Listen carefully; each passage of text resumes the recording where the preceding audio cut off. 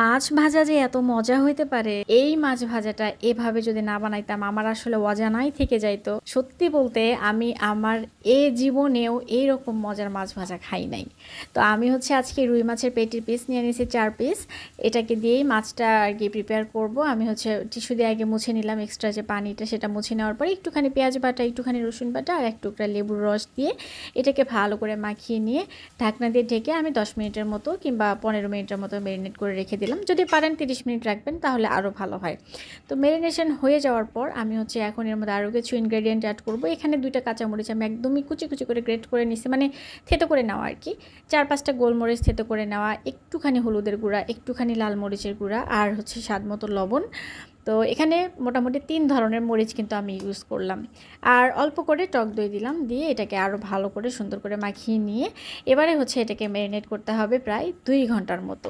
Normal ফ্রিজে রাখবেন, তা না হলে মাছ থেকে একটা গন্ধ বের হতে পারে।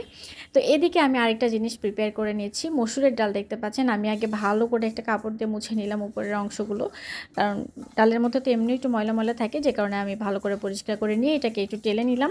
একেবারে বেশি ভাজার দরকার নেই, মোটামুটি কাঁচা কাঁচা গন্ধটা যেন চলে যায় এরকম একটু ভাজলেই হবে। তো ভেজে নেওয়ার পর একটা গ্রাইন্ডার জারের মধ্যে আমি এটাকে নিয়ে এটাকে সুন্দর করে আমি গ্রাইন্ড করে নেব, কারণ ওই যে মাছটা ম্যারিনেট করে রাখলাম ওটাকে হচ্ছে এটার মধ্যে কোটিং করতে হবে।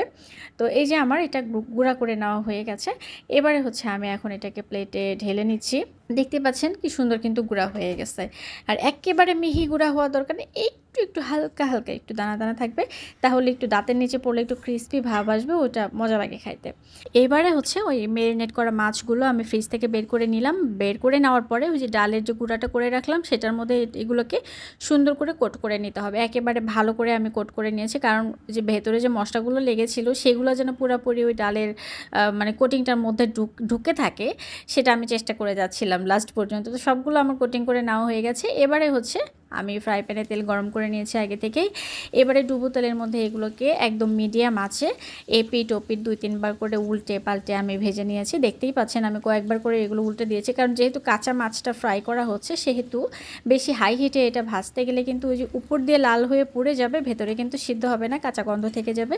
যে কারণে এটা মিডিয়াম টু লোয়ের দিকে আঁচটা, চুলার আঁচটা রেখে এটাকে সুন্দর করে একটু ধৈর্য নিয়ে এপাশ ওপাশ উল্টে পাল্টে দিতে হবে, একটু পরপর দিয়ে এটাকে সুন্দর করে ভেজে নিতে হবে। একদমই ক্রিস্পি হয়ে যাবে এরকম করে ভাজা হয়ে গেলে, যে দেখতেই পাচ্ছেন, দেখেই মনে হচ্ছে যে কী পরিমাণ ক্রিস্পি হয়েছে এটা।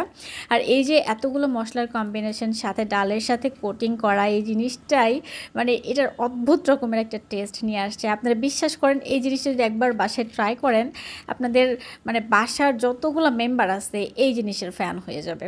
হ্যাঁ, আমি নিজেও ফ্যান হয়ে গেছি। মাছ সচরাচর আমার খুব পছন্দ না, বাট এটা খুব ভালো লাগছে।